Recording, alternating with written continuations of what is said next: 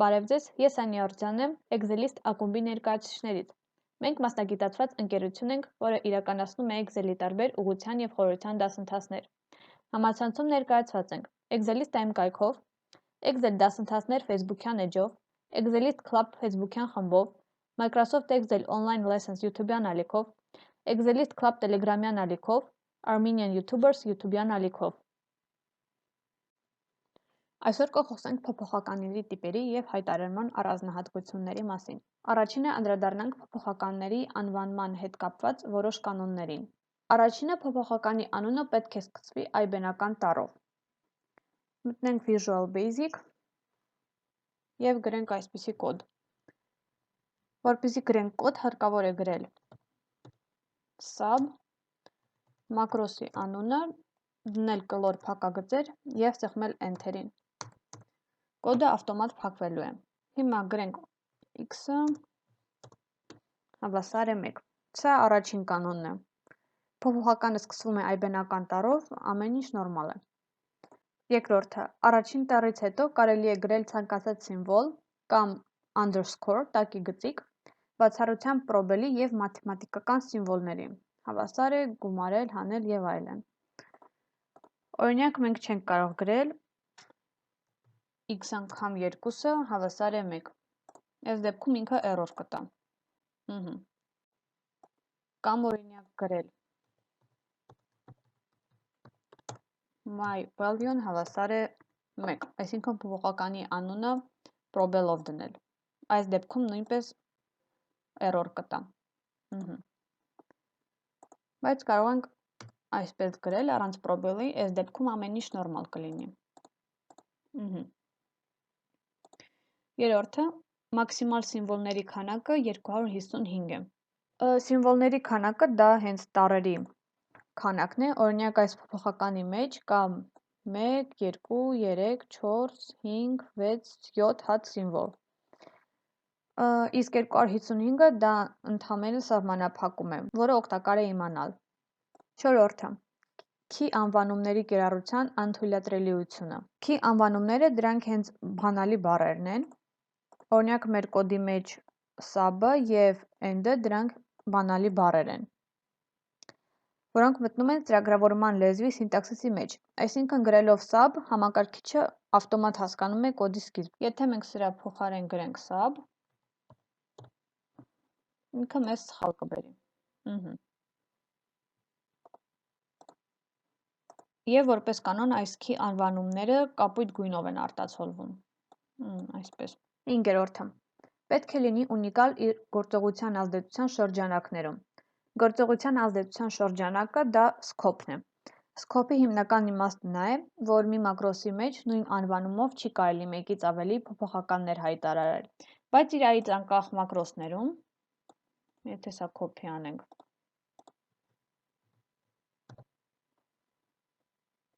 ստեղ էլ դնենք x հավասար է 2, այսպես կարելի է, որովհետև սրանք իրարից անկախ կոդեր են։ Հիմա կխոսենք փոփոխականների հայտարարման մասին։ Փոփոխականը հայտարարելու համար գրում են dim, նշում փոփոխականի անունը, և եթե մեկից ավելի փոփոխականներ ենք ուզում հայտարարել, պետք է ուղղակի ստորակետով տարանջատենք իրարից։ Dim x, y, և մեր x-ը հավասար է, օրինակ 100, y-ը հավասար է x + 300։ Փոփոխականների հայտարարումը VBA-ում պարտադիր չէ, այսինքն կարող ենք և հայտարարել, և առանց այս dim-ի գրել, պարզապես փոփոխականները, ինքը սխալ չի տա։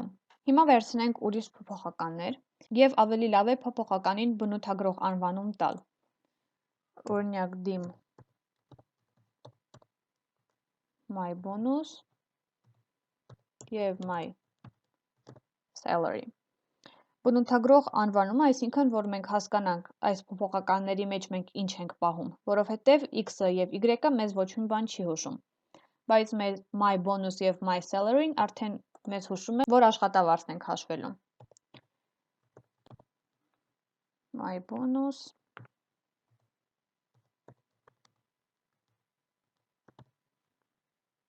my salary Հավասար է my bonus գումարած 300։ Հիմա այստեղ ես դիտավորյալ տառասխալ եմ արել։ Մենք այսպիսի անվանում ու փոփոխական չունենք, այսինքն ինքը դատարկ է, իր արժեքը 0 է։ Եվ եթե քայլ առ քայլ աշխատեցնենք, my salary-ն կբերի 300, ոչ թե 400։ Հիմա սա 300 է, սա դատարկ է։ Եվ կոդի մեջ ինքը error չի տալիս։ Մենք փոփոխական չենք հայտարարել, այստեղ ինքը չի ճանաչում եւ այսպես էլ թողնում է։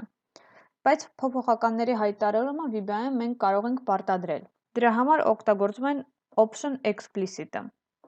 Ակնհայտ հայտարարում։ Option explicit-ի դեպքում բոլոր օգտագործվող փոփոխականները պետք է հայտարարված լինեն։ Հիմա եթե կոդի պատուհանի վերևի հատվածում այստեղ սաբից վերև գրենք option explicit, դա նշանակում է, որ այս կոդի ամբողջ պատուհանում ցանկացած փոփոխական, որը օգտագործվում է, պետք է հայտարարվի։ Ու եթե այս փոփոխականը հայտարարված չէ, ինքը չի ճանաչում, արդեն error կտա։ Variable not defined, փոփոխականը չի ճանաչում։ Հիմա հասկանանք, թե փոփոխականների հայտարարման իմաստը ինչում է կայանում։ Առաջինը նա է, որ հայտարարումը կարող ենք պարտադրել, որ միամիտ սխալ փոփոխական չգրենք եւ կոդի մեջ ինչ-որ սխալներ չլինեն։ Երկրորդը դա այն է, երբ որ կոդը բացենք ու սկզբում գրված լինի dim եւ բնութագրող փոփոխականները, արդեն հասկանալի է, թե ինչի մասին է գրված կոդը։ Այսինքն ինքը կրում է ուղղորդող ֆունկցիա։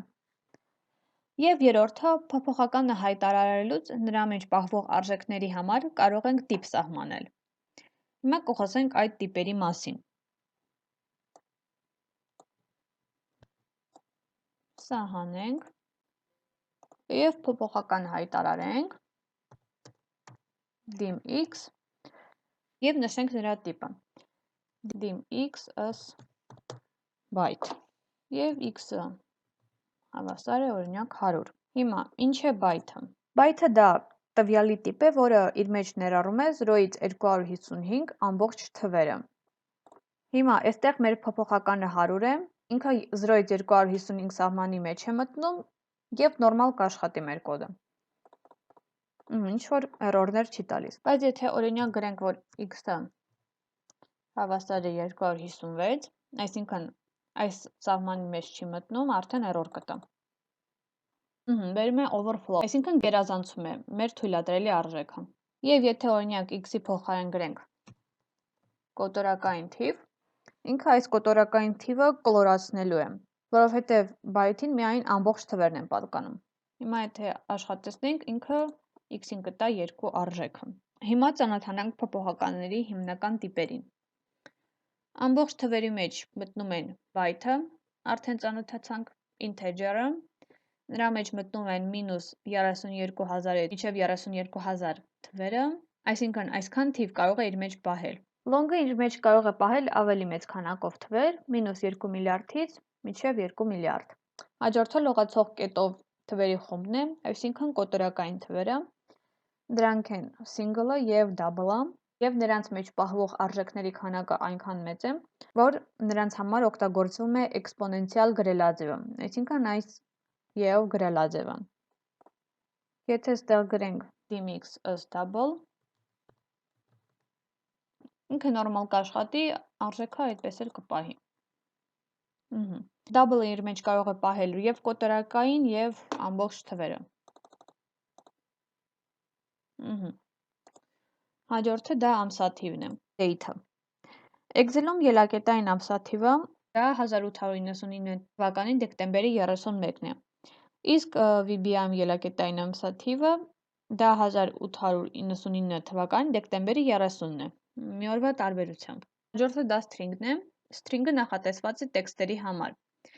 Նա իր մեջ կարող է պահել 0-ից 2 միլիարդ սիմվոլներ։ Հիմա եթե x-ը պահենք որպես string, որպեսզի string գրենք, պետք է պարտադիր այն չակերտների մեջ լինի։ Տնենք չակերտներ և գրենք օրինակ I live in Armenia։ Հիմա string-ը իր մեջ կարող է պահել 0-ից 2 միլիարդ սիմվոլ և probelն էլ է որպես սիմվոլ հաշվում։ Եվ եթե ուղղակի առանց տեքստի միայն չակերտներ գրենք, սա հաշվելու է որպես 0 սիմվոլ։ Հաջորդը տրամաբանական տիպն է բուլեանը։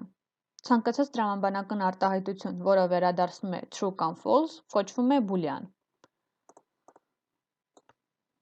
Եթե գրենք dim x as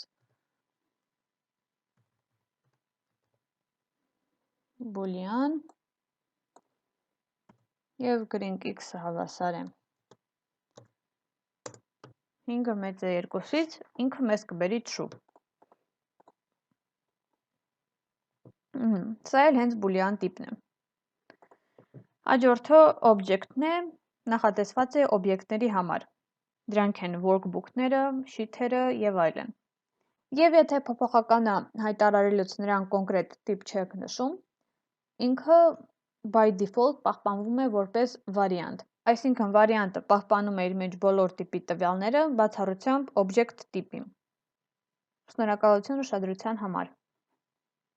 Հիշեցնեմ, որ Excelist ակումբը կազմակերպում է մակրոսների դասընթացներ, որոնց մանրամասներին ծանոթանալու համար կարող եք կապվել մեր ռեսուրսների հետ։